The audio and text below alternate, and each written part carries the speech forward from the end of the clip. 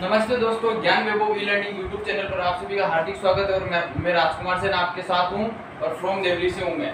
जो अपन पिछले कई दिनों से रीजनिंग के कुछ टॉपिक्स हल कर रहे थे, उसके अंतर्गत अपन ने लास्ट टॉपिक जो देखा था वो देखा था गणितीय सक्रियाएं। गणितीय सक्रियाओं के बाद मैंने सोचा, मैंने पेपर्स वगैरह भी देखे, तो उसमें आपके BSTC, और यदि आप हमारे चैनल पर नए हो तो हमारे चैनल को जल्दी से जल्दी सब्सक्राइब कीजिए, बेल आइकन दबा दीजिए और कमेंट्स कीजिए, फॉलो कीजिए, शेयर कीजिए। और यदि समझ में नहीं आता है तो कोई कमेंट बॉक्स में आप आपका प्रश्न जरूर डालें। तो उसी प्रक्रिया के अंतर्गत आपके मैंने देखा कि BSTC वगैरह, BSTC में और PTT में, PTT के अंतर्गत इसमें तो आते हैं अपने को 50%, इसमें 50% आते हैं, इसमें 20% आते हैं BSTC के अंतर्गत। तो मैंने सोचा कि आपके लिए BSTC और PTT के लिए मैं इंग्लिश के भी कुछ टॉपिक्स बनाऊं। तो इंग्लिश के टॉपिक्स में से मैंने फिक्स देखा कि एक तो इनडायरेक्ट, डायरेक्ट और इनडायरेक्ट दोनों जो है, मतलब ये जो टॉपिक है अपना नरेशन वाला, इसमें से कम 1 या 2 या 3% डेफिनेटली आते हैं आपके। तो उसी क्रम के अनुसार मैं आपको इंग्लिश भी आज से पढ़ाना स्टार्ट कर रहा हूँ। लेकिन मैंने आपके लिए पिछले वाले कुछ वीडियोस के अंतर्गत मैंने एक वीडियो अपलोड किया था आपके लिए इंग्लिश ग्रामर के लिए, डायरेक्ट इनडायरेक्ट टॉपिक का ही था वो भी। तो उसमें मैंने आपको एडजेक्टिव सेंटेंस समझाया था, लेकिन पूरी तरह से समझा नहीं पाया था। उसमें मैं थोड़ा फ्री नहीं था, इसीलिए समझा नहीं पाया। लेकिन आज जो है अपन इंग्लिश ग्रामर का जो डायरेक्ट इनडायरेक्ट जो टॉपिक है उसके अंतर्गत अपन पूरी चीज क्लियरली सीख लेंगे और आपके प्रश्न गलत होगा ही नहीं, ये मैं आपकी गारंटी देता हूँ। तो डायरेक्ट इनडायरेक्ट क्या होता है? डायरेक्ट इनडायरेक्ट जो आज अपन पढ़ेंगे, डायरेक्ट एंड द इनडायरेक्ट, वहाँ प्रश्न डायरेक्ट वहाँ दिया हुआ आता है, प्रश्न में आता है डायरेक्ट इनडायरेक्ट। एंड इनडायरेक्ट जो आता है आपके लिए वो अपने को चेंज करना होता है। तो देखते हैं डायरेक्ट क्या होता है। डायरेक्ट जो होता है वो होता है अपने पास डायरेक्ट, जो वक्ता जो होता है, वक्ता जो बताता है वो सीधा सीधा बोल देता है कि डायरेक्टली कोई भी वाक्य बोल दिया है कि he said to me I go to school today, ऐसे वाक्य बोल देता है तो वो डायरेक्ट के अंतर्गत आता है। और यदि अपने को चेंज करने के लिए कहा जाता है तो वो इनडायरेक्ट के अंतर्गत, अर्थात विपरीत क्रम के अनुसार बताया जाता है, अर्थात उल्टे क्रम में बता दिया जाता है, या अपने अनुसार उसको सेटल करके वाक्य को बनाकर जोड़कर कुछ भी करके उसमें सेटल वर्ड्स कर दिए जाते हैं। तो आज अपन जो देखेंगे डायरेक्ट इनडायरेक्ट के अंतर्गत नरेशन जो टॉपिक है अपना, नरेशन देखेंगे कि क्या होते हैं क्या नहीं होते हैं। इसके अंतर्गत मैंने आपको डायरेक्ट इनडायरेक्ट समझा दिया कि क्या होता है। डायरेक्ट वहाँ वाक्य दिया हुआ आता है और अपने को इनडायरेक्ट के अंतर्गत बदलना होता है। समझ में आ गई बात?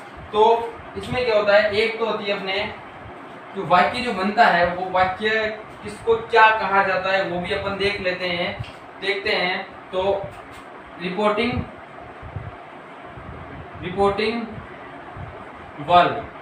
वर्ब क्या होती है कि रिपोर्टिंग वर्ब के अंतर्गत जो पूछा बताया जाता है, रिपोर्टिंग वर्ब क्या होती है। रिपोर्टिंग वर्ब अभी मैं आपको एग्जांपल देके बताऊंगा। तो इसको एक तो होती है रिपोर्टिंग वर्ब, दूसरा पॉइंट होता है इसके अंतर्गत ही कि रिपोर्टेड स्पीच।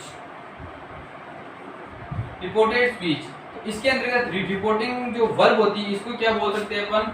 रिपोर्टिंग क्लॉज भी इसको बोला जा सकता है। और इस रिपोर्टेड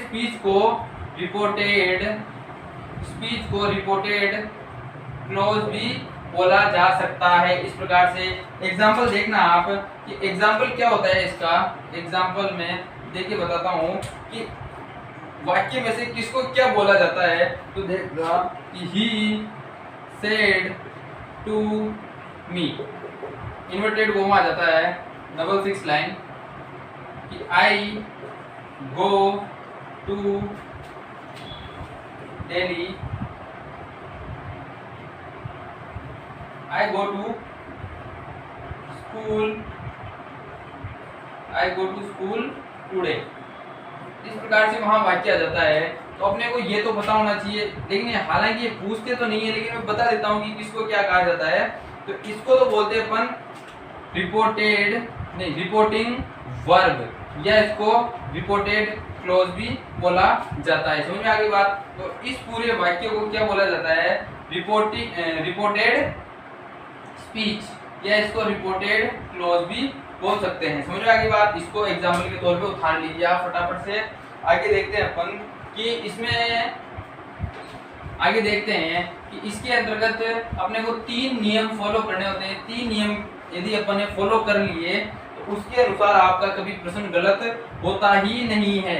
तो देखते हैं अपन, पहला नियम आता है अपने, पहला जो, और ये दूसरा नियम, यहाँ तीसरा नियम, ऐसे आप उतार हेडिंग डाल के उतार लीजिए। कि फर्स्ट नियम में तो आता है प्रोनाउंस संबंधी चेंजेस, प्रोनाउन संबंधी चेंजेस, प्रोनाउन संबंधी चेंज आता है। दूसरे में आता है अपने टेंस संबंधी प्रक्रिया आती है, टेंस संबंधी चेंजेस अपने को बदलना होता है। और एक आता है लास्ट का अंतिम, समयवाचक, या इसको अपन दूरी अथवा दूरी कह सकते हैं, दूरी, इसको कह दो टाइम संबंधी चेंजेस या नियम। तो अपन इसमें से पहला नियम जो आता है, पहला नियम देखते हैं प्रोनाउन संबंधी। प्रोनाउन संबंधी चीजों को किस प्रकार से चेंज किया जाता है वो भी आप देख लीजिए। कि पहली हेडिंग डाल लीजिए, इसमें आपने 3 नियम फॉलो कर लिए और उनको समझ लिया तो आपका वाक्य जिंदगी में गलत नहीं होगा। तो देख लो, मैं बता देता हूँ। पहला जो नियम आता है, पहला नियम आता है अपने किस संबंध, किसका, प्रोनाउन, प्रोनाउंस रिलेटिव, प्रोनाउन संबंधी जो चेंजेस होते हैं वो किस प्रकार से होते हैं। इसके लिए आप एक टेबल बनाइए कि यह आता है, यहाँ आता है अपने फर्स्ट पर्सन में 2 चीजें आती है अपने पास। एक तो आती है आई, माई, और ये me, I, my, me, we, our and the us, ठीक है। यह आता है, ये तो होते हैं अपने सिंगुलर, ये होते हैं प्लूरल, अर्थात ये एक वचन, ये बहुवचन।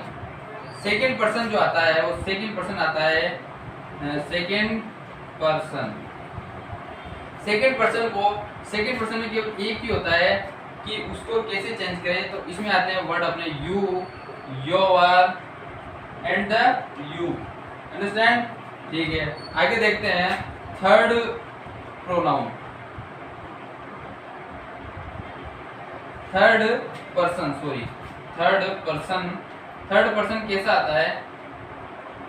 थर्ड पर्सन में आते हैं 4 चीजें, थर्ड पर्सन में 4 चीजें आती है, 1 2 3, ये चौथी है ना। इसमें आती है he, his and the him, understand, okay. आगे देखते हैं सी, हर, ठीक है। आगे देखते हैं it, it's and the it, ठीक है। आगे देखते हैं दे, देयर, देम। इस टेबल को आप उतार लीजिए और आपको इस टेबल को समझाने की गारंटी मेरी। इसमें से नियम कैसे फॉलो करने हैं और क्या करने हैं, बिल्कुल इजी वे में सीखेंगे। जैसे अपन ने रीजनिंग में सीख रहे थे वैसे ही इसमें सीखेंगे कि किसको उठाकर कहाँ रखना है, और ये चीजें आपको याद में रखनी है। कोई नियम, कोई सूत्र, कोई कुछ नहीं है इसमें। देखना, अभी टेंसेस वगैरह में अपन जो वाक्य बनाते हैं उसमें बहुत सारे सूत्र याद करवाते हैं सर के, वर्ब की फर्स्ट फॉर्म, सेकंड फॉर्म, सीधी इजी वे में सीखेंगे। ये फर्स्ट पर्सन, ये सेकंड पर्सन, ये एंड द थर्ड पर्सन, इनको तो अपने को change, first and second person हमेशा चेंज किया जाता है, लेकिन थर्ड पर्सन वैसा का वैसा ही रहता है। तो थर्ड पर्सन वैसा का वैसा ही रहता है। तो ही किसके लिए आता है हमेशा, अब तक तो आपने पढ़ ही लिया होगा, आप बीएसटीसी वगैरह पीटीटी की रीट की अगर परीक्षा दे रहे हो तो ही किसके लिए प्रयोग में आता है, ही आता है लड़के के लिए, लड़के के लिए, सी आता है लड़की के लिए, और इट आता है जैसे कोई वस्तु होती है उसके लिए। It is a mobile, it is, यह एक दूरभाष यंत्र है, ठीक है। लड़के के लिए सी इज, लड़की के लिए सी इज गर्ल, यानी वह एक लड़की है। ही इज ए बॉय, वह एक लड़का है, ठीक है। इस प्रकार से अपन इनको वाक्यों को देखते हैं। इस प्रकार से आप इसको पढ़ लीजिए। आगे देखते हैं टेंस संबंधी चेंजेस। लेकिन एक नियम आप ध्यान में रखना है इसका कि यदि फर्स्ट पर्सन होता है, फर्स्ट पर्सन यदि वाक्य में मिल जाता है तो फर्स्ट पर्सन को किसके अनुसार चेंज करते हैं? फर्स्ट पर्सन को सब्जेक्ट के अनुसार, सब्जेक्ट क्या दिया हुआ है उसके अनुसार चेंज करेंगे। और सेकंड पर्सन को ऑब्जेक्ट के अनुसार चेंज करते हैं। ऑब्जेक्ट वहाँ लड़का है चाहे लड़की है कुछ भी हो, तो मैं आपको वहाँ ऐसे चेंज करके बताऊंगा। आप इसका स्क्रीनशॉट ले लेना फटाफट। आगे देखते हैं, प्रोनाउन संबंधी हो गया। अब देखेंगे अपन टेंस से संबंधित नियम। टेंस क्या होता है, टेंस से संबंधित नियम क्या क्या होते हैं, उन तीनों नियमों को फॉलो करेंगे। तो टेंस संबंधी डाल लीजिए, टेंस संबंधी, टेंस रिलेटिव, ठीक है। टेंस से संबंधित जो चीज आती है वो आती है, एक तो अपना टेंस कितने होते हैं, टेंस 4 होते हैं, इनके भी 4 बेटे हो जाते हैं, 4 पार्ट हो जाते हैं, अर्थात कितने कुल कितने होते हैं? 12 टेंस होते हैं। तो 12 टेंस में से देख लो कि प्रेजेंट पहला आता है प्रेजेंट टेंस। इसमें भी फर्स्ट पॉइंट आता है present simple, present continuous, present perfect, last में आता है प्रेजेंट परफेक्ट कंटिन्यूस, ठीक है। इस टेंस को प्रेजेंट सिंपल टेंस यदि अपने डायरेक्ट वाक्य में आता है, डायरेक्ट वाले वाक्य में आता है, तो उसको किसमें चेंज करना है? प्रेजेंट सिंपल टेंस को पास्ट सिंपल टेंस में, पास्ट सिंपल टेंस में चेंज करना है। प्रेजेंट कंटिन्यूस को पास्ट कंटिन्यूस टेंस में चेंज करना है। प्रेजेंट परफेक्ट को पास्ट परफेक्ट टेंस के अंतर्गत चेंज करना है। प्रेजेंट परफेक्ट कंटिन्यूस को पास्ट परफेक्ट कंटिन्यूस टेंस में चेंज करना है, ठीक है। ये नियम आप लिख लीजिए प्रेजेंट टेंस का। फिर आता है अपना past tense. Past simple tense को किसमें चेंज करना है? पास्ट सिंपल टेंस को चेंज करना है अपने पास्ट परफेक्ट में, ठीक है। और पास्ट कंटिन्यूस टेंस को चेंज करना है, पास्ट कंटिन्यूस को चेंज करना है पास्ट परफेक्ट कंटिन्यूस में। और पास्ट परफेक्ट को चेंज करना है, चेंज होता ही नहीं है तो यहाँ आता है नो चेंज, बिल्कुल चेंज नहीं होगा।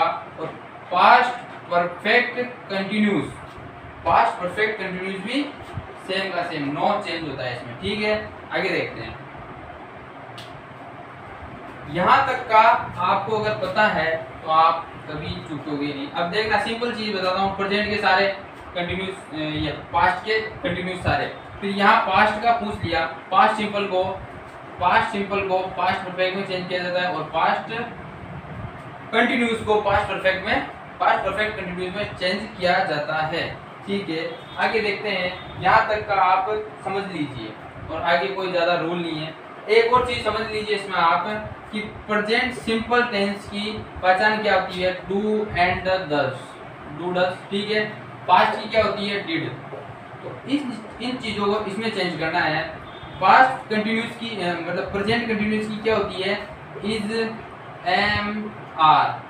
इज को तो एक वचन के साथ चेंज करना है, आई के साथ हमेशा एम का प्रयोग होता है, आर बहुवचन के साथ प्रयोग करना है, ठीक है।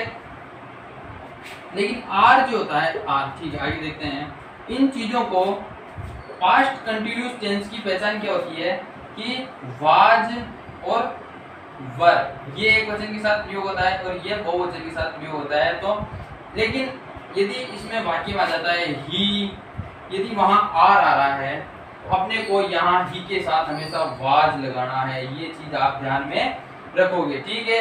आगे देखते हैं, present perfect tense. Present perfect आता है, प्रेजेंट परफेक्ट को पास्ट परफेक्ट में बदलते हैं। तो प्रेजेंट परफेक्ट की पहचान क्या होती है? Has, have.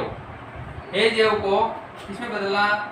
हेड, ये इसकी पहचान होती है। हेड प्लस क्रिया की थर्ड फॉर्म, जिसके कंटिन्यूस है उसमें आईएनजी फॉर्म, जिसमें परफेक्ट है वो थर्ड फॉर्म, और सिंपल में तो फर्स्ट फॉर्म। बस केवल एक चीज ध्यान में रखने की, पास्ट सिंपल जो आता है, पास्ट सिंपल में मतलब सेकंड फॉर्म का प्रयोग किया जाता है, और जो present and the future tense उसमें अपने को हमेशा फर्स्ट फॉर्म का यूज करना है सिंपल में। ठीक है, आगे देखते हैं।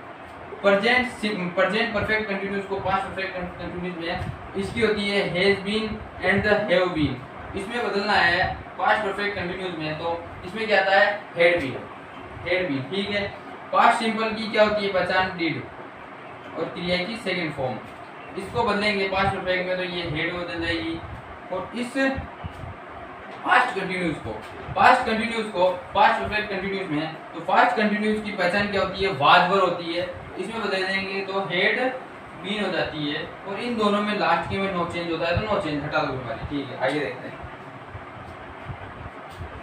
टेंस संबंधी चीज समझ में आ गई होगी, मेरे को पूरी उम्मीद है आपसे कि आपने पहले भी पढ़ रखे होंगे इन चीजों को, तो आपको हिचकिचाहट बिल्कुल होगी ही नहीं। ठीक है, अब देखते हैं अपन समयवाचक संबंधी चीजें। समयवाचक संबंधी चीजों को उतारने के लिए this, these, her, now, this, these, her, now, फिर एगो, नाउ, एगो, टुडे, टुडे, टुनाइट, टुनाइट हो गया, और टुमारो, टुमारो, टुमारो, और यस्टरडे, यस्टरडे, यस्टरडे के बाद last, next, last, next, thus, और लास्ट ले लो एक और कि लास्ट थस हो गया, hints, hints, hints, sorry hints हो गया,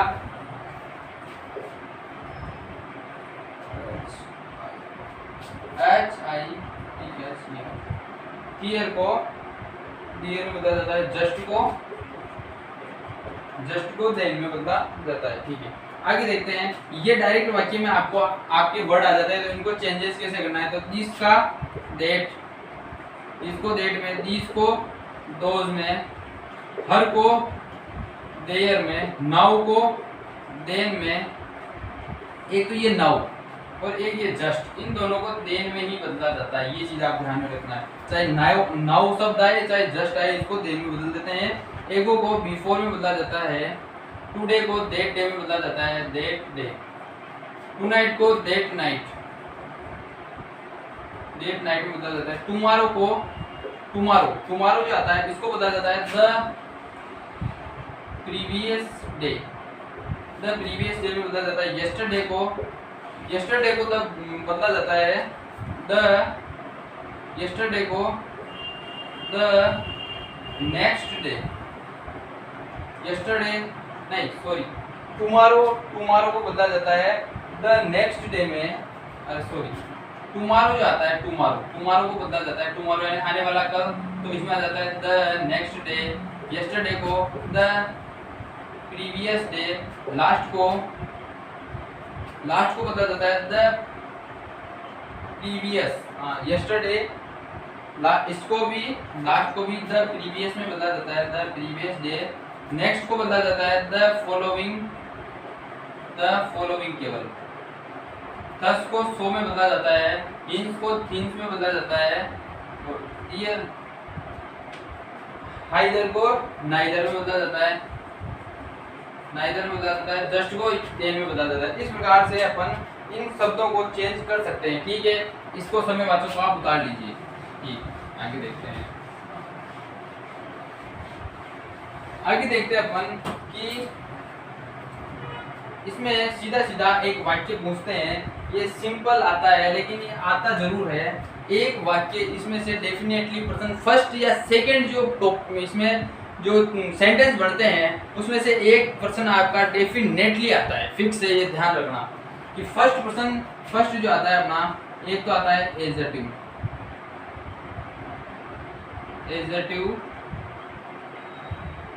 सेंटेंस।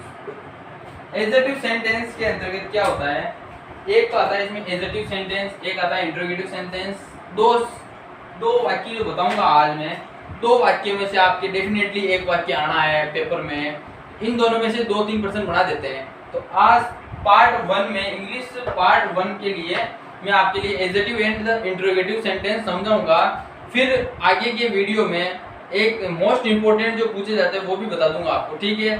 सेकंड पार्ट में English grammar, direct indirect, narration, part in the 1 and the आगे देखते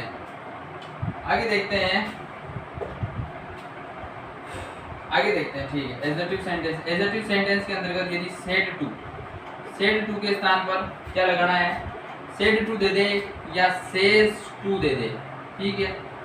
सेड टू भी आ सकता है, सेज टू भी आ सकता है। तो सेड टू के स्थान पर तो करना है अपने को टोल्ड, अधिकतर यही देते हैं सेड टू। सेज टू तो कभी कभार दे देते हैं, तो इसको टेल्स में बदल दिया जाता है, टेल्स में।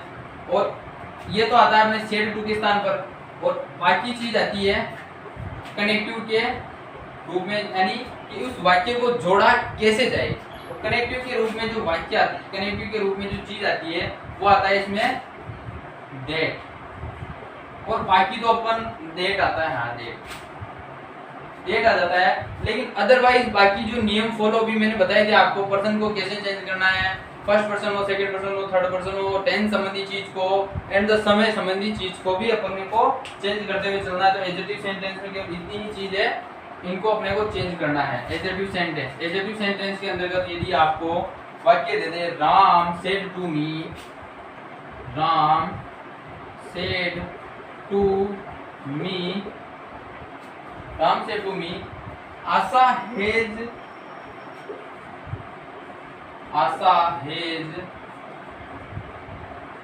लर्न इंग्लिश, ठीक है। इसमें इनवर्टेड कॉमा, ठीक है। यह आता है आपके वहां डायरेक्ट वाक्य में दिया हुआ आता है, डायरेक्ट के अंतर्गत। तो अपने को इसको इनडायरेक्ट में चेंज करते हुए चलना है, इन डायरेक्ट में चेंज करना है। तो यहाँ देखना है कि ये तो आ गया आपके पास सब्जेक्ट, या आ गया आपके पास ऑब्जेक्ट, ये दोनों चीजें अपने को ध्यान में होनी चाहिए कि कौन क्या है, ठीक है। तो राम सब्जेक्ट फर्स्ट में दिया हुआ आएगा वाक्य में, भाई फर्स्ट वाला जो है लड़का लड़की कुछ भी है, ही इज ही सी, वो अपने को पता होना चाहिए। फर्स्ट में सब्जेक्ट आता है, और इस रिपोर्टिंग वर्ब के लास्ट में ऑब्जेक्टिव आता है, ठीक है। आगे देखते हैं। तो राम जो आता है, राम का तो राम लिख दिया, सेड टू के स्थान पर अभी मैंने आपको बताया था कि क्या करना है, टोल्ड कर देना है, ठीक है। ये मी को मी लिख दो, और ये कोमा जो आते हैं, ये कोमा ये हटा दिए जाते हैं। और कनेक्टिव के रूप में भी मैंने बताया था कि डेट शब्द जोड़ा जाता है। एक तो यहाँ चेंज किया, एक यहाँ चेंज किया, दो वाक्य दो शब्द अपन ने चेंज किए कनेक्टिव। फिर आता है लास्ट में, फिर इसके बाद लिखना है आशा का आशा, हेज। हेज कौन से टेंस की पहचान होती है भाई, हेज होती है अपने प्रेजेंट परफेक्ट टेंस की, hedge and the have. Hedge have को प्रेजेंट परफेक्ट टेंस को पास्ट परफेक्ट टेंस में चेंज करते हैं। तो क्या आता है यहाँ, हेज के स्थान पर हेड, और लर्न का लर्न, और इंग्लिश का इंग्लिश, इस प्रकार से अपने को वहाँ चेंज करना है। और ये जो भी चीजें हैं बाकी कोमास वगैरह ये सभी हटा देने हैं। तो आगे देखते हैं। ऐसा ही एक और वाक्य है, इसको यहाँ ये डायरेक्ट दिया हुआ आएगा और अपने को इनडायरेक्ट में चेंज करना है। और वहाँ दे दे कि यदि आपको घुमाकर प्रश्न दे दे कि यदि कि इनडायरेक्ट जो वाक्य दिया हुआ है उसको आपको डायरेक्ट में चेंज करना है, तो ऐसा वाक्य आएगा तो इसे में चेंज कर सकते हो आप। सीधी सिंपल बात है कि इस टोल्ड के स्थान पर सेड टू कर दो और मी का मी लगा दो, तो यहाँ कोमा लगाया और इस डेट को हटा दो, डेट को हटाकर यहाँ से कनेक्ट करके हेड के स्थान पे किसमें चेंज किया हुआ है उसको वापस पहले वाले में लिया हो, तो अपने पास आंसर आ जाता है। ठीक है, आगे देखते हैं। ऐसा ही वाक्य है एक और, ऐसा ही एक और वाक्य देखते हैं डेरिवेटिव सेंटेंस का कि Ram said,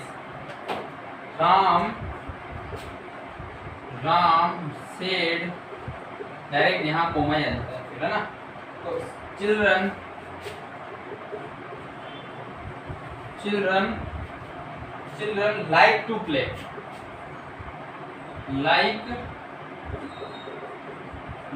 to play, like to play. ठीक है, ऐसा अगर प्रश्न आ जाता है, वहां की डायरेक्ट वाक्य में चेंज करना है। आप यहाँ गलती करोगे, राम सेड के स्थान पर क्या करना है, टोल्ड, लेकिन यहाँ नहीं होगा। क्यों? क्योंकि वहां तो दे रखा था, अभी मैंने चेंज किया था, तो राम सेड टू मी, तो आगे तो यहाँ टू भी नहीं आ रहा और मी भी नहीं आ रहा है, तो आगे ऑब्जेक्ट तो है ही नहीं, तो आप क्या चेंज करोगे? तो इन चीज में यहाँ ये ध्यान रखना है कि सेड के स्थान पर अगर आगे कोई ऑब्जेक्ट नहीं आता है, तो अपने को उस चीज को, कंडीशन को ऐसे ही लिख देना है और कनेक्टिव के रूप में डेट लगाते हुए चलना है। फिक्स है ये तो। फिर चिल्ड्रन आ जाएगा, चिल्ड्रन, लाइक का लाइक, टू का टू और प्ले का प्ले। इस वाक्य को भी आप उतार लीजिए। यदि ऑब्जेक्ट दिया हुआ है आगे, तो आपको सेड टू या सेड को चेंज करना है। यदि आगे ऑब्जेक्ट ही नहीं है और कोमा सीधा लगा के दे दिया, तो आपने को चेंज नहीं करना है वहां। ठीक है, आगे देखते हैं। एडजेक्टिव सेंटेंस का एक और वाक्य देखो, राम सेड टू मी, वापिस दे दिया ये, Ram said to me, Anita is writing a story, Anita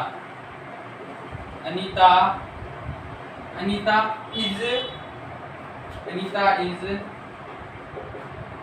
writing a story. ठीक है, ऐसा वाक्य आ जाता है डायरेक्ट में वहां, और इनडायरेक्ट में अपने को चेंज करना है। एडजेक्टिव सेंटेंस, एडजेक्टिव सेंटेंस की पहचान क्या होती है? एडजेक्टिव सेंटेंस का वाक्य पहचान, अब आपके मन में एक सवाल उठ रहा होगा कि अपने एडजेक्टिव सेंटेंस आएगा वहां इसमें से, तो अपन पहचानेंगे कैसे कि यहाँ एडजेक्टिव सेंटेंस है, इंट्रोगेटिव है? तो एडजेक्टिव सेंटेंस के लास्ट में कोमा आएगा, फिक्स है, सब में आता है लास्ट में, लेकिन यहाँ फुल स्टॉप आएगा, लास्ट में एक बिंदी दी हुई आएगी। तो इससे समझना है कि अपने को ये एडजेक्टिव सेंटेंस के रूप में आ रहा है। ठीक है, और यदि इंट्रोगेटिव आता है तो उसके लास्ट में कोमास लगा के ऐसे इंट्रोगेटिव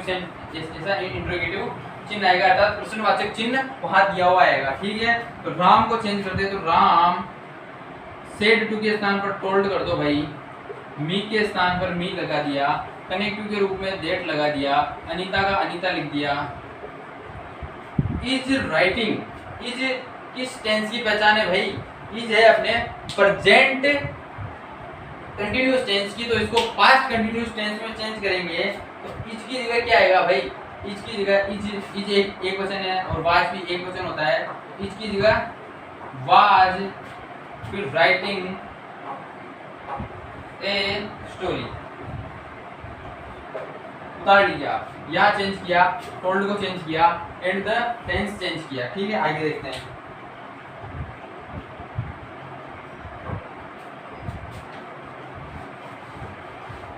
आगे एक और देखते हैं, एक और चीज देखते हैं अपन कि he said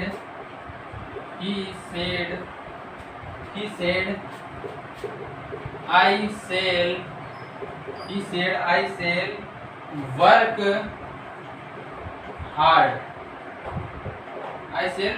ठीक है, ऐसा वाक्य आ जाता है वहाँ डायरेक्ट में दिया हुआ, तो अपन पहचान जाएंगे कि लास्ट में फुल स्टॉप आ रहा है, तो एडजेक्टिव सेंटेंस है। एडजेक्टिव सेंटेंस को सीधा चेंज करते हैं, आगे ऑब्जेक्ट दिया हुआ नहीं है तो इसको सेड का सेड उतार देते हैं। लेकिन कभी कभार वहाँ पेपर में आपको यदि सेड का सेड ना मिले और वहाँ टोल्ड भी मिल जाए ना, तो भी वही उत्तर कर देना आप, क्योंकि अगर ऑब्जेक्ट आगे दिया हुआ नहीं है और यदि पेपर में अपने मिल रहा है कि टोल्ड भी दिया हुआ है और बिल्कुल वाक्य आगे बिल्कुल पूरा सही बैठ रहा है, तो वही ऑप्शन टिक करना है अपने को, सेड कभी मत कर देना वहाँ। ठीक है, तो सेड समझाने के हिसाब से बता रहा हूँ, ये चीज़ बहुत कम पता होती है लोगों को, इसीलिए मैं आपको ये चीज़ कंफ्यूजन दूर कर रहा हूँ। लेकिन पेपर के अंतर्गत जो पूछा जाता है वो इसी प्रकार से अपने दे दिया जाता है। ठीक है, सेड का सेड लिख दिया, कनेक्टिव के रूप में डेट लगा दिया। आई कौन सा पर्सन है अपने? आई होता है, आई है अपने फर्स्ट पर्सन, आई माई मी।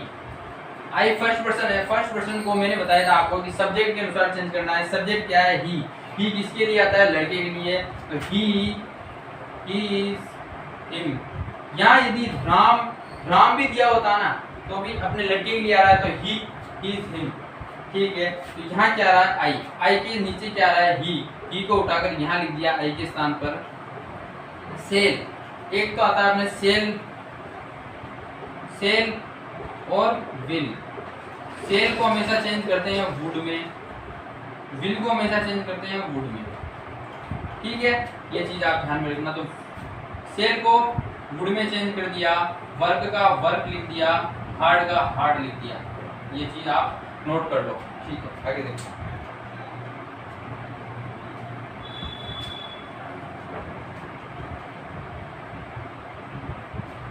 मेरे ख्याल से स्क्रीनशॉट ले लिया होगा आपने।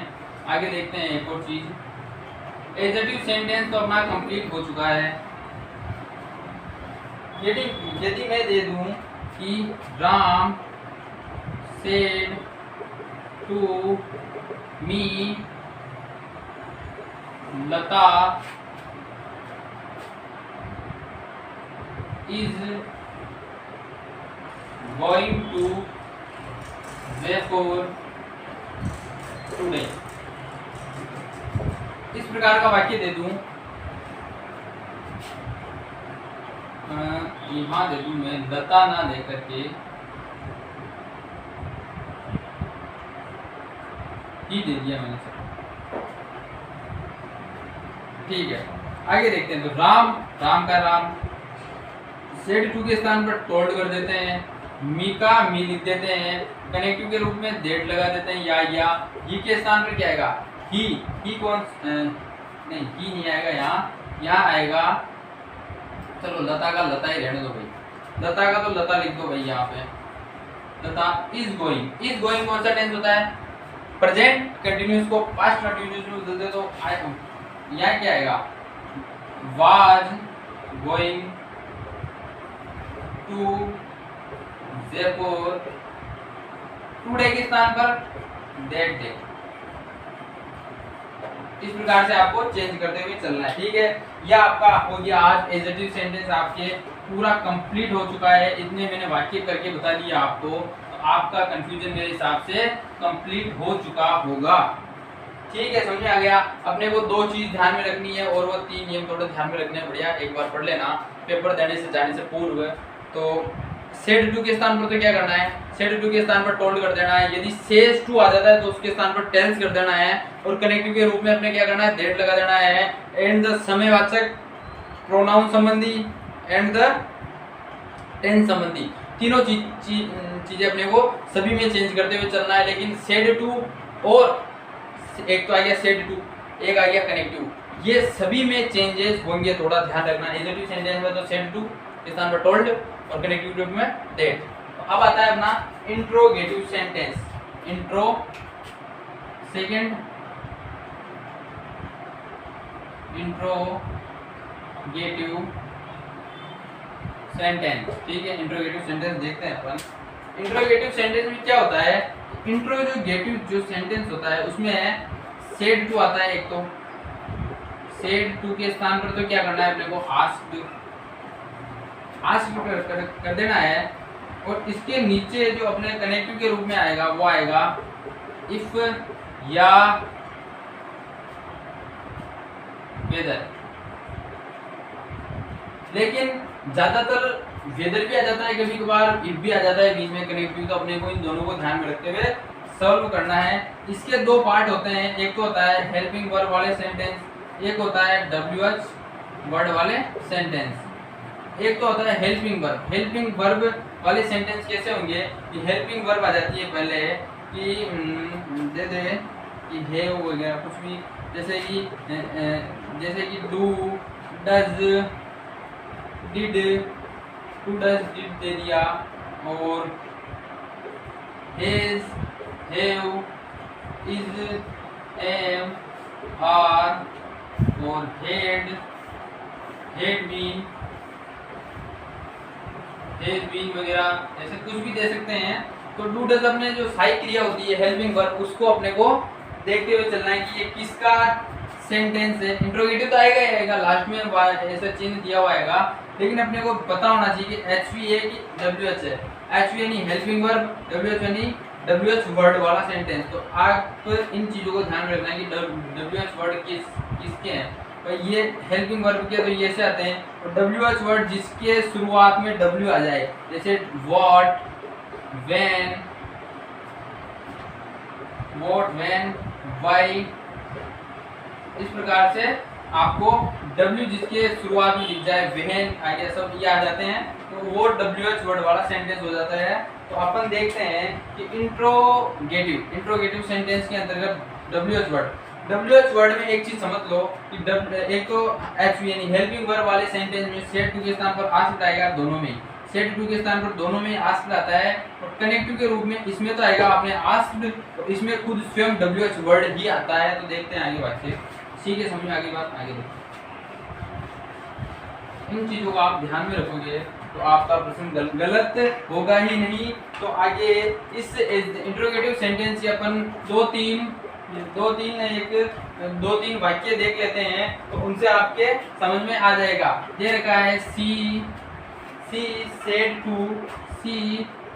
To Hari, she said to Hari दे रखा है, और आर यू ए स्टूडेंट, आप इन चीजों को ध्यान में रखोगे कि डायरेक्ट, मैंने आपको बताया कि डायरेक्ट वाक्य के अंतर्गत वहां यदि हेल्पिंग वर्ब का यदि सेंटेंस आता है, हेल्पिंग वर्ब का सेंटेंस आता है, जैसे यहाँ आर दी हुई है, तो आर में क्या होता है कि आर जो दी हुई है ये क्या है, हेल्पिंग वर्ब की पहचान है, ये हेल्पिंग वर्ब का ये सेंटेंस है। वहाँ है जेओ विल सेल कैन वगैरह कुछ भी आए मॉडल्स में भी, तो अपने को हेल्पिंग वर्ब का ध्यान रखते हुए वहाँ चेंजेस करना है। अब देखते हैं कि मैंने आपको बताया कि यदि हेल्पिंग वर्ब का यदि सेंटेंस आता है, यदि हेल्पिंग वर्ब का यदि सेंटेंस आता है, हेल्पिंग वर्ब, ये देखो ये हेल्पिंग वर्ब, ये हेल्पिंग वर्ब का सेंटेंस यदि आता है वहाँ, तो आपको क्या करना है कि सी सेड टू के स्थान पर मैंने कहा है कि आस्क्ड कर देना है, दोनों में एचवी का है चाहे डब्ल्यू एच वर्ड का है। तो हरी का हरी लिख दो, हरी, कोमा हटा देते हैं यहाँ से, फिर कनेक्टिव के रूप में इफ लगा दो, या वेदर भी लिखना है, ठीक है। दोनों में से कोई सा भी वहाँ वर्ड आ सकता है, ये कोई अपन कह नहीं सकते। और यदि मैं आर को अंदर ले दूं और यू को बाहर ले तो यू आ जाता है। यू कौन सा पर्सन है, यू सेकंड पर्सन है, सेकंड पर्सन ऑब्जेक्ट के अनुसार चेंज किया जाता है। तो ऑब्जेक्ट क्या है अपने हरी, तो यहाँ आता है ही इज हिम, तो ही, तो यहाँ आएगा अपने पास यू के स्थान पर ही और आर कौन से टेंस की पहचान होती है, आर होती है प्रेजेंट कंटिन्यूअस टेंस की, तो इसको पास्ट कंटिन्यूअस टेंस में बताएंगे तो आर। तो हमेशा एक चीज ध्यान में रखना कि आर एक बहुवचन के साथ में प्रयोग किया जाता है, लेकिन यहाँ ही के साथ हमेशा वाज ही प्रयोग करना है। ये चीज आपको मैंने पहले ही बता दी, इसको आप भूलना मत यहाँ। और एक का ए लिख दिया, स्टूडेंट का स्टूडेंट लिख दिया, इस वाक्य को आप नोट कर लीजिए, नोट डाउन कर लीजिए फटाफट। तो आगे देखते हैं, यह अपने एचवी वाला सेंटेंस। आगे देखते हैं कि यदि एक और वाक्य देख लो, Rakhi said to Atul, Rakhi said to Atul, Rakhi said to Atul, can you help me, can you help me in my work, in my work. ये लास्ट में क्वेश्चन मार्क दे रखा है। अब कैन भी अपने एचवी वाला सेंटेंस है, तो देखते हैं।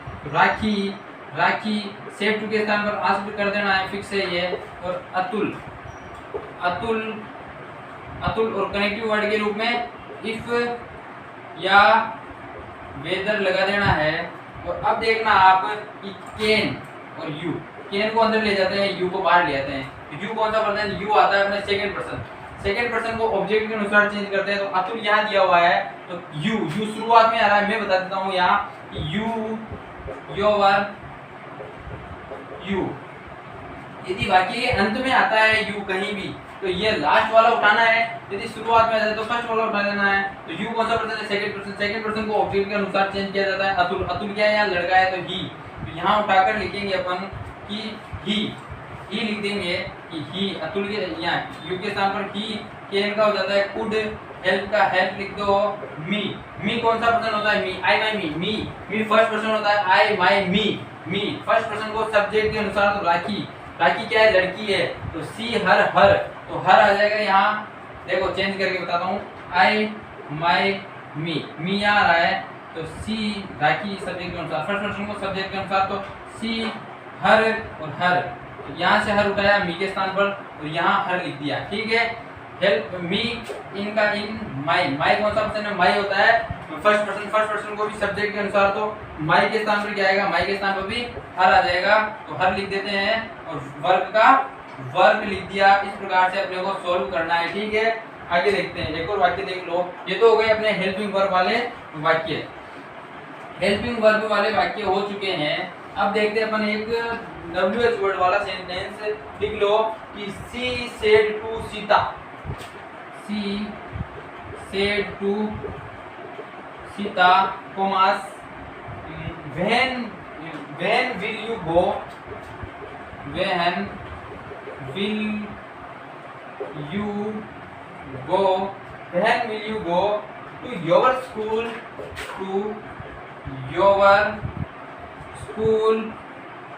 tomorrow, ये क्वेश्चन मार्क। यहाँ WH वर्ड आ गया, क्योंकि WH वर्ड के अंतर्गत शुरुआत में यदि कोई यहाँ जो W आ जाता है तो वहाँ अपने को क्या करना है, ये WH वर्ड है, ठीक है, इसमें सेड टू के स्थान पर आस्क करना है, और कनेक्ट के रूप में स्वयं WH वर्ड ही आता है, तो इसको चेंज करते हैं, तो सी सेड टू के स्थान पर आस्क करना ही है, फिक्स है ये, और सीता के सीता कनेक्टिव के रूप में स्वयं WH वर्ड कनेक्टिव वर्ड आता है, और यू को बाहर ले आता है, विल को अंदर ले जाता है, तो यू कौन सा पर्सन है, यू सेकंड पर्सन है, यू और यू सेकंड पर्सन को ऑब्जेक्ट के अनुसार, तो लड़की आ गई यहाँ, तो सी, यू के स्थान पर क्या आएगा, सी आ जाती है, और विल के स्थान पर वुड हो जाता है, और गो का गो लिख दो, और टू योर कौन सा पर्सन है, सेकंड पर्सन को ऑब्जेक्ट के अनुसार चेंज किया जाता है, ये ऑब्जेक्ट, ये सब यहाँ आ जाता है, ये सब्जेक्ट, ठीक है। ऑब्जेक्ट लड़की है तो सी, हर, योर के स्थान पर हर आ जाता है, तो सी हर आ गया, योर के स्थान पर हर आ गया, तो स्कूल का स्कूल लिख दो, और टुमारो को द नेक्स्ट डे में चेंज कर दिया जाता है। इस प्रकार से आज अपन ने इंट्रोगेटिव सेंटेंस तक देखा। मैं आपके लिए इंग्लिश ग्रामर के अंतर्गत आपको आज मैंने adjective sentence and the interrogative sentence, ये दोनों आपको पार्ट कंप्लीट करवा दिए फर्स्ट पार्ट में, और आगे भी आपके लिए मोस्ट इम्पोर्टेंट 2 या 3 जो वाक्य होते हैं वो भी आपके लिए पूछे जाते हैं, तो मैं आपको वो भी बिल्कुल विस्तार से समझा दूंगा, उसमें भी अच्छी प्रक्रिया से समझाऊंगा कि किसको क्या करना है, ठीक है। और यदि आपको इंग्लिश ग्रामर में यदि आपको कोई डाउट होता है तो आप इंग्लिश ग्रामर के जो वीडियो है उसकी कमेंट बॉक्स में आप जरूर डाल दें कि सर की ये वाक्य बना के बताओ आपकी ये कैसे बनता है, तो मैं आपके लिए 2 या 3 मिनट का वीडियो अपलोड करके डाल दूंगा। और इंग्लिश ग्रामर कोई हार्ड टॉपिक नहीं है, लेकिन मैंने आपके पेपर्स वगैरह में देखा तो आपके लिए ये इंट्रोगेटिव, ये मतलब जो डायरेक्ट इनडायरेक्ट टॉपिक है, ये मोस्ट इंपोर्टेंट, इसमें से 1 या 2 वाक्य फिक्स आते हैं, और 6 नंबर के प्रश्न, 6 नंबर के 2 प्रश्न इसमें से बैठते हैं, तो 6 नंबर अपने को कहां से कहां पहुंचा देते हैं, ये अपन रिजल्ट आने पर देखते हैं, पता पड़ता है यार कि 4 नंबर और आ जाते, 3 नंबर और आ जाते, तो यहाँ मेरे को कॉलेज में एडमिशन मिल सकता था, क्या कर सकता था, जैसे पता चल जाता है। लेकिन मैं आपको आज एक बात कहना चाहता हूँ, हालांकि मैंने एक बात पिछले वाले वीडियोस में भी कही है कि, लेकिन आज अलग से बात कहूँगा कि अपने सपने जो होते हैं, सपने जो देखे जाते हैं वो नींदों में देखने वाले सपने सही, मतलब जो नींदों में सपने जो देखते हैं वो नींदों में देखे जाने वाले सपने नहीं होते।